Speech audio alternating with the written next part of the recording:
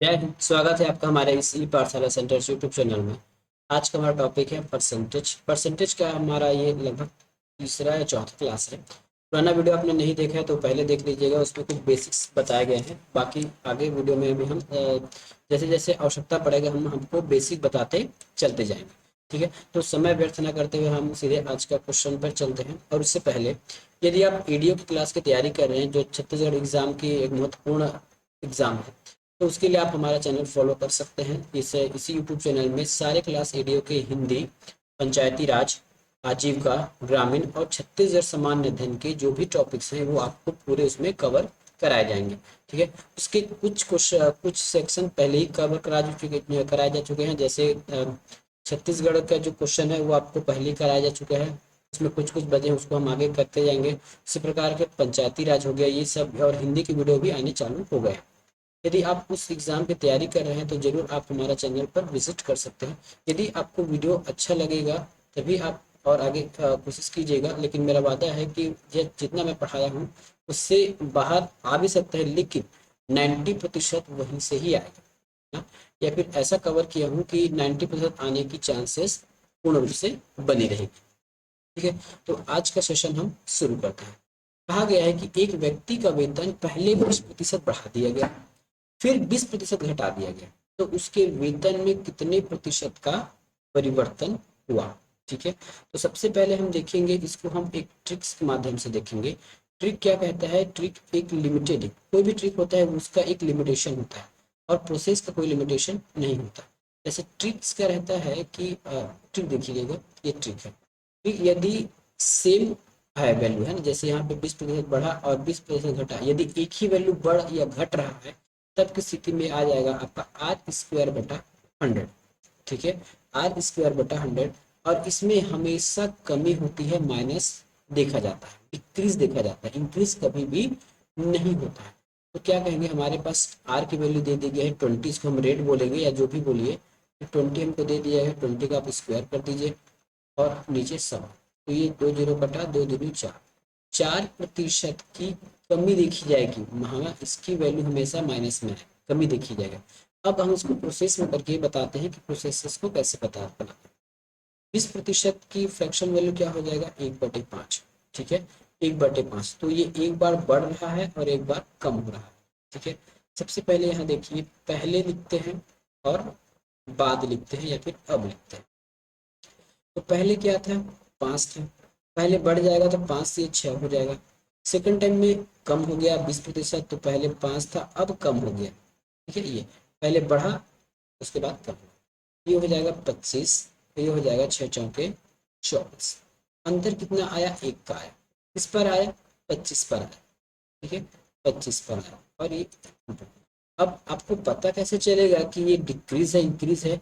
तो देखिए, पहले 25 था अब 24 हो गया है, यही से पता चल रहा है कि डिक्रीज हो रहा है। ठीक है, तो कमी होगा, कितने का होगा? तो 25 × 4 = 100, 4% का कमी हम यहाँ से भी ज्ञात कर दिए। नेक्स्ट क्वेश्चन, एक संपत्ति का मूल्य प्रत्येक वर्ष 10% कम हो जाता है। यदि संपत्ति का वर्तमान मूल्य रुपये 8100 है, तो 2 वर्ष पहले संपत्ति का मूल्य क्या था? ठीक है, तो दिया क्या गया है ये देखिए, इसको आप ट्रिक से भी बना सकते हैं जैसे हमने बनाया था। ठीक है, लेकिन ट्रिक से ना बना के हम इसको प्रोसेस से बनाएंगे, ज़्यादा उचित होगा। तो हमको दिया गया है 10%। 10% का भिन्न में वैल्यू होता है 1/10। कैसे आया देख लीजिए, मैं यहाँ बता देता हूँ। मैं हमेशा कहता हूँ प्रतिशत में दिया गया है, भिन्न में चेंज करना है तो 100 से भाग दे दीजिए। एक जीरो से एक जीरो कटा, बचा हमारे पास 1/10। ठीक है, तो कम हो रहा है माइनस हो रहा है, कमी दिखा गया है माइनस हो रहा है।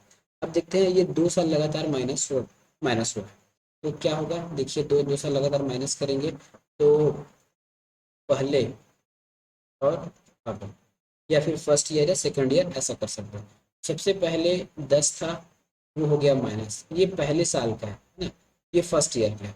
अब उसके बाद हमारे पास सेकंड ईयर का आता है, तो पहले भी 10 था अब माइनस हो जाएगा क्योंकि दोनों वर्ष कम हो रहा है, ये दोनों वर्ष कम हो रहा है।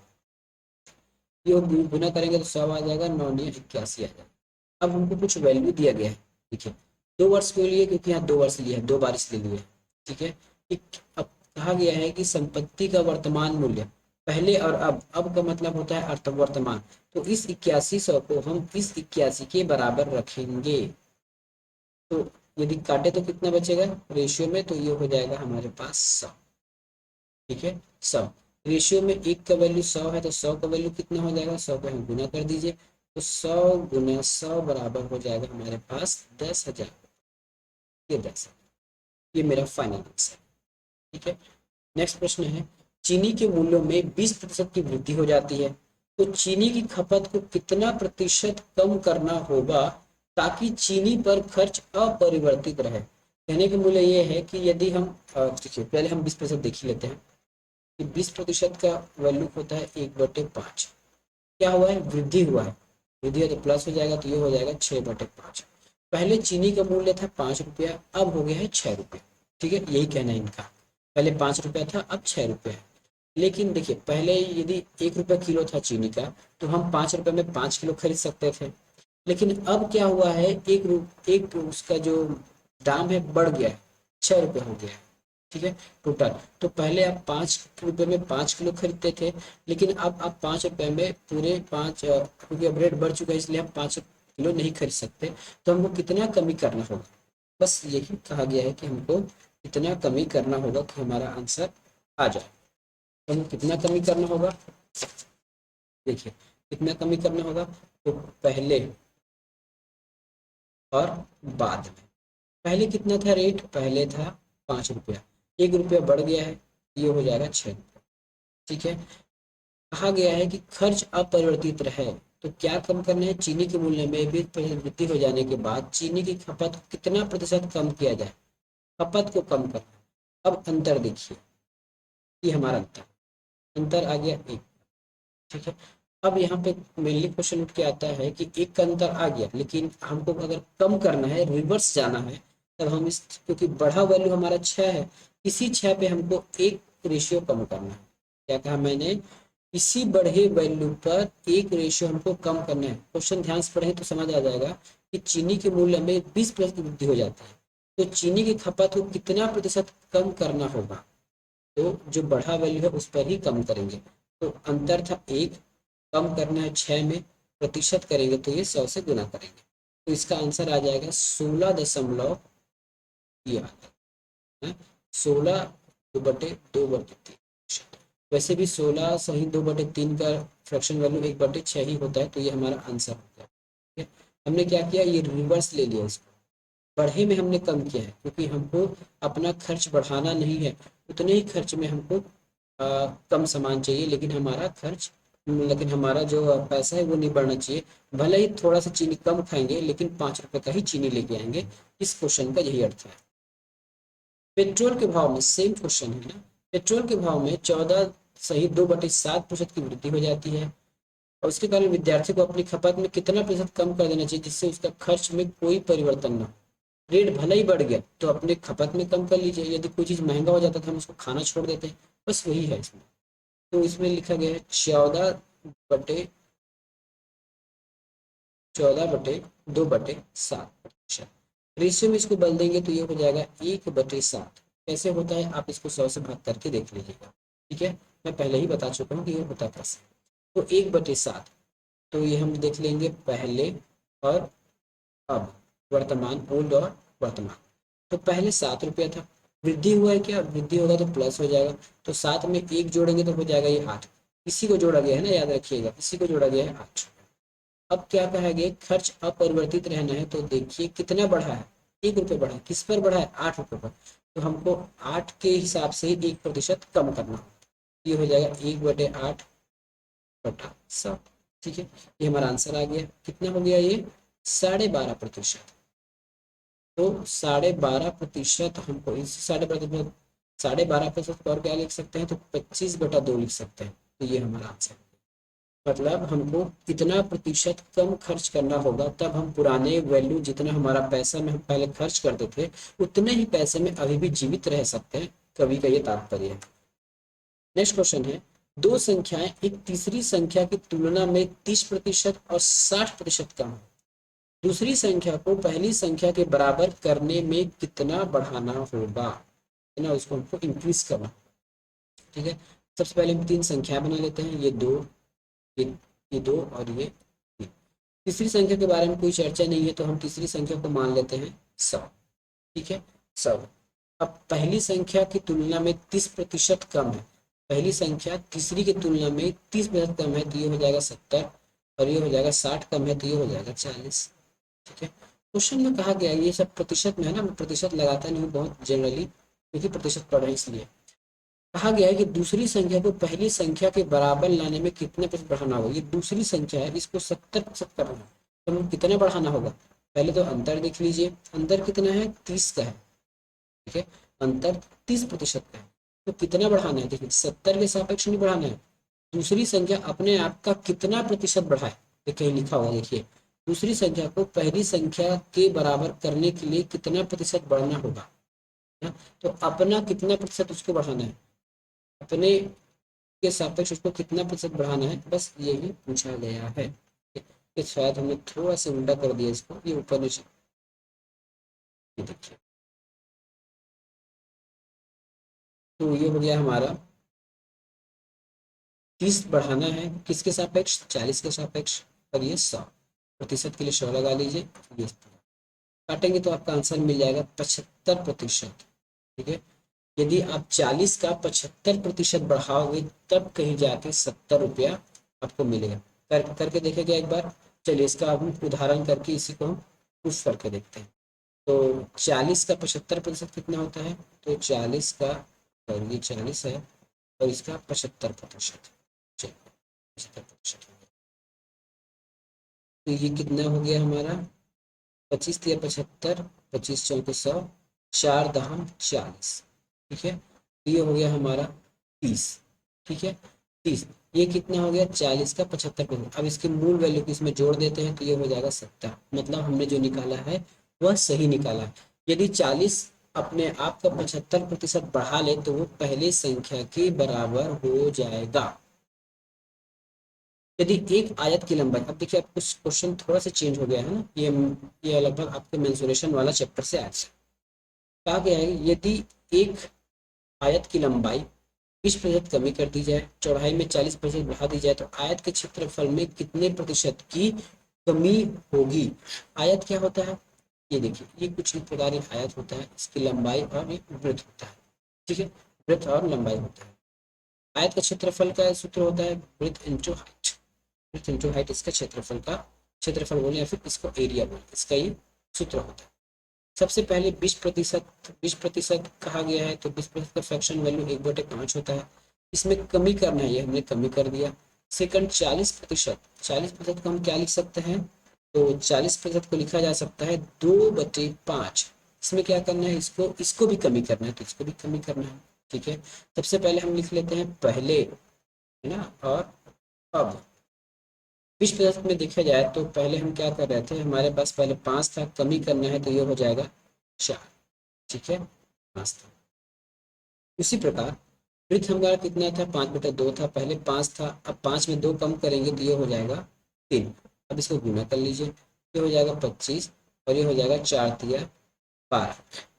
कमी तो हुआ है, कितने का कमी हुआ है, तो ये हमारा हुआ है 13 का कमी हुआ है, 13। कितना प्रतिशत कमी हो गया, प्रतिशत में उत्तर देना है ना, तो 13 कम हो गया किस पर, 25 पर, 25 ओरिजिनल था, 25 पर कम हो गया, 25 चौके 100, तो 13 चौके 52। ठीक है, 13 को 4 से गुना कर दीजिए, आंसर आ जाएगा 52%।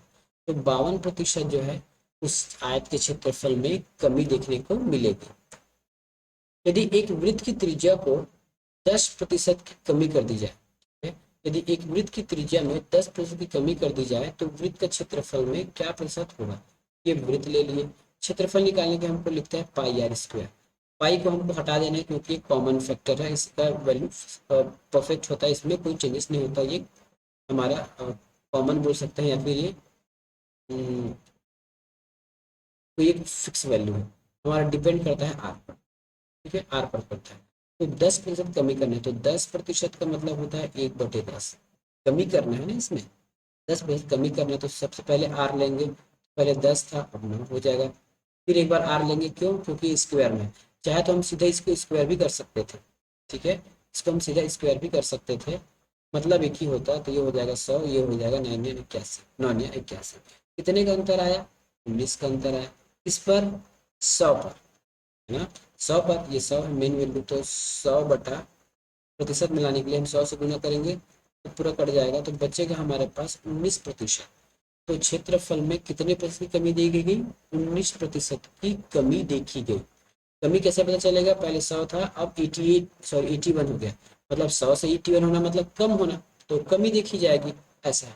मैं क्या बोल रहा था यहाँ पे, यदि आप चाहें तो उसको डायरेक्ट यहीं पे स्क्वायर कर सकते थे इस प्रकार, तो फिर घूम फिर कर यही आंसर आ जाता। नेक्स्ट क्वेश्चन है, यदि एक त्रिभुज के आधार में 10% की वृद्धि की जाती है और ऊंचाई में 20% की कमी कर दी जाती है, तो त्रिभुज का क्षेत्रफल आपको ज्ञात करना है। सबसे पहले एक त्रिभुज बना लीजिए, ये हो गया आपका त्रिभुज। त्रिभुज का जो एरिया है वो किस पर डिपेंड करता है? तो 1/2 बेस इंटू हाइट, है ना, 1/2 बेस इंटू हाइट। 1/2 उसको हमको कोई लेना देना नहीं है, ये कांस्टेंट वैल्यू है, ठीक है। हमको बी और एच पर डिपेंड करेगा, क्योंकि हमको प्रतिशत में मान बताना है, एग्जैक्ट वैल्यू नहीं निकालना है। तो आधार, आधार को हम बोलते हैं बेस। बेस में क्या करना है? 10% कमी करना है। कमी का मतलब होता है 1/10 में कमी करना है, मैंने माइनस लगा दिया। फिर है हमारे पास एच, एच का मतलब होता है हाइट, ठीक है। हाइट में क्या गया? 20% की कमी की है, सॉरी इसमें वृद्धि कर रहा है क्या? ये वृद्धि है, यहाँ वृद्धि लिखा है, मैं पढ़ नहीं पाया था, ये वृद्धि है। और 20% की कमी करना है हाइट में, तो ये 20% हो गया। इसका वैल्यू होता है 1/5, इसमें माइनस का। पहले वृत्त कितना था? 10, बढ़ा दिए तो ये हो जाएगा 10 में 1 11। हाइट पहले कितना था? 5 था, अब इसमें कम कर दिए तो ये हो गया 4। अब इसको गुना कर लीजिए, आपका आंसर आ जाएगा। गुना करेंगे तो आंसर हमारा क्या आएगा? देखिएगा, ये हो गया 10×5 = 50 और 11×4 = 44। अंतर कितना आया? तो अंतर आया हमारा इसमें 50 और 44 में हमारा अंतर आप बैठ गया हमारा 6 का, ठीक है। तो 6 का अंतर आया। इस पर अंतर आया 50 का, प्रतिशत निकालने के लिए 100 से गुना, तो 50 से कम 50, 50 दूनी 6 और 6 दूनी 12, आंसर हो गया 12। 6 दूनी 12। इस प्रकार ये हमारा आंसर हो गया कि 12% क्षेत्रफल में परिवर्तन हुआ। कम या ज्यादा? पहले 50 था, अब 44 हो गया, मतलब ये कमी देखी जा रही है, बढ़ोतरी नहीं हो रही है, कमी देखी जा रही है। अगला है, एक घन की प्रत्येक भुजा में 50% की वृद्धि की गई है, इसके पृष्ठीय क्षेत्रफल की वृद्धि का प्रतिशत क्या होगा? घन देखिए, घन कैसा रहता है, कि मैं अब घन बना के दिखा रहा हूँ, ये होता है घन। ये देखिए, इसको बोलते हैं हम घन। घन का हमको क्या निकालना है? यहाँ पे वॉल्यूम निकालना है, पृष्ठीय क्षेत्रफल है ना, तो इसका पृष्ठीय क्षेत्रफल है, तो क्या निकालेंगे? इसमें हम एरिया निकालेंगे, ठीक है। पृष्ठीय क्षेत्रफल है तो इसका एरिया निकालेंगे। एरिया का सूत्र होता है 6a², ठीक है। इस 6 के कोई लेना देना नहीं है, ये हमारा कांस्टेंट वैल्यू है, हमारा ए पर डिपेंड करेगा, है ना। तो इसकी प्रत्येक भुजा में 50% बढ़ाई जाती है, तो हमको a² करना है। 50% की वृद्धि का मतलब समझते हैं? 50% का मतलब होता है 1/2। वृद्धि करेंगे तो ये हो जाएगा, पहले 2 था, अब ये 3 हो गया। यहाँ स्क्वायर है तो दोनों में स्क्वायर लगा दीजिए, या फिर 2 बार गुना कर दीजिए, मतलब एक ही है। तो ये हो जाएगा 2 दूनी 4 और ये हो जाएगा 3 3 9। अब देखिए, पहले 4 था, अब 9 है, मतलब वृद्धि हुआ है, ठीक है। वृद्धि हुआ है, कितना वृद्धि हुआ है? तो 4 से 5 वृद्धि हुआ है। 5 वृद्धि हुआ है, किस पर वृद्धि हुआ है? 4 पर। प्रतिशत निकालने के लिए 100 से गुना, तो ये हो जाएगा 25, ठीक है। और 25 पंचे 125, ये हमारा आंसर, ठीक है। तो कितना पृष्ठ क्षेत्रफल पे बढ़ा? 125% बढ़ गया। अगला क्वेश्चन है, यदि एक गोले की त्रिज्या को 10% बढ़ा दी जाए, ठीक है, तो उसका आयतन पर कितना प्रभाव पड़ेगा? एक गोला है, तो ये सर्कल टाइप का दिख रहा होगा, ये गोला है, गोला मान लीजिए, जैसे बॉल या गेंद जैसे देखते हैं, ये गोला है। पूछा क्या गया? इसका आयतन, इसका वॉल्यूम का सूत्र क्या होता है? वॉल्यूम का सूत्र होता है 4/3, ठीक है, πr³ तो इस 4/3 से कोई लेना देना नहीं है, इस पाई से लेना देना नहीं है, क्योंकि कांस्टेंट वैल्यू है, हमारा डिपेंड करेगा वॉल्यूम आर पर। तो क्या कहा गया है कि 10% है, उसको भी बढ़ा दिया गया है, तो 1/10 इसका फ्रैक्शन वैल्यू है, बढ़ा दिया गया तो प्लस लिखेंगे। पहले 10 था, अब हो गया है, पर बढ़ाया गया है, तो ये हो जाएगा 11। यहाँ क्यूब है तो यहाँ भी क्यूब लगा दीजिए, यहाँ भी क्यूब लगा दीजिए, लग गया। क्यूब लगाएंगे तो ये हो जाएगा 1000। ठीक है। 11 का क्यूब कितना हो जाएगा, तो 1331 11 का क्यूब हो गया। बढ़ा है कि घटा है, पहले 1000 था, अब 1031 हो गया, 1331 हो गया, मतलब इसमें वृद्धि दिखी जाएगी कितने का, 331 का। अब इसको प्रतिशत ज्ञात करना है कि कितना प्रतिशत बढ़ा, तो 331 तो बढ़ा है, किस पर बढ़ा है, तो ये बढ़ा है 1000 पर। प्रतिशत निकालने के लिए 100 से गुना, ये देखिए 2 जीरो गया। अब नीचे एक जीरो बचा, उसको ऊपर लगाना है, मतलब संख्या के बाद एक पॉइंट लगाना है, तो हमारा आंसर हो जाएगा सी। ये मैंने आपको नंबर सिस्टम में अच्छे से पढ़ा के रखा है, नहीं देखा है तो नंबर सिस्टम वाला सीरीज अच्छे से देख लीजिएगा, आपको भाग करने की आवश्यकता नहीं पड़ेगी। यदि एक आयत की लंबाई को 50% बढ़ाया जाता है, ठीक है, एक आयत की लंबाई है जिसको हमने 50% बढ़ा दिया और उसकी चौड़ाई को कम कर दिया, ठीक है? चौड़ाई को हमने कितना कम कर दिया, तो हाँ, चौड़ाई को कितना कम किया जाए कि क्षेत्रफल अपरिवर्तित रहे। हम ये तो रिवर्स वाला है, जैसे हम पढ़ते आ रहे हैं। तो आयत क्या होता है, आयत में पहले ही बता चुका हूँ, ये हमारा आयत है। इसकी लंबाई, ये लंबाई है, ये है 50%, इसको बढ़ा दिया गया। 50% का वैल्यू, ये हाइट है, इसको हम देखेंगे। 50% मतलब होता है 1/2, ठीक है। तो क्या किया गया इसमें, प्रतिशत बढ़ाया गया है, बढ़ाया गया मतलब प्लस, पहले 2 था, अब वो 3 हो गया सिंपली। अब कहा गया है कि चौड़ाई को कितना कम किया जाए कि वो अपरिवर्तित रहे, सेम वो चीनी वाला इधर ले जाएंगे, कितना अंतर है, 1 का। किसमें अंतर है, तो किसके सापेक्ष कम करना है, तो बढ़े वाले के सापेक्ष कम करना है, तो 1/3 और 100, ठीक है। इसको सॉल्व करेंगे तो हमारा आंसर ये आ जाएगा 33.3%। यदि हम चौड़ाई में कमी करें तो हमारा जो क्षेत्रफल है वो अपरिवर्तित रहेगा, लंबाई को 50% बढ़ाने के बाद भी, ठीक है। आज का आखिरी सवाल, सॉरी आखिरी सवाल यही हो हमारा 22 नंबर। तो मिलेंगे नेक्स्ट वीडियो में। यदि आपको वीडियो पसंद आ रहा है तो जरूर हमारे चैनल को सब्सक्राइब कीजिए और वीडियो को लाइक कीजिएगा।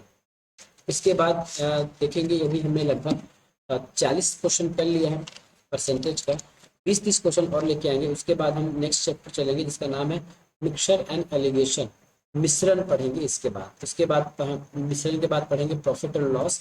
उसके बाद पढ़ेंगे एज, एज के बाद हम पढ़ेंगे एवरेज, फिर आगे हम train, distance, time and distance आगे बढ़ते जाएंगे, ठीक है।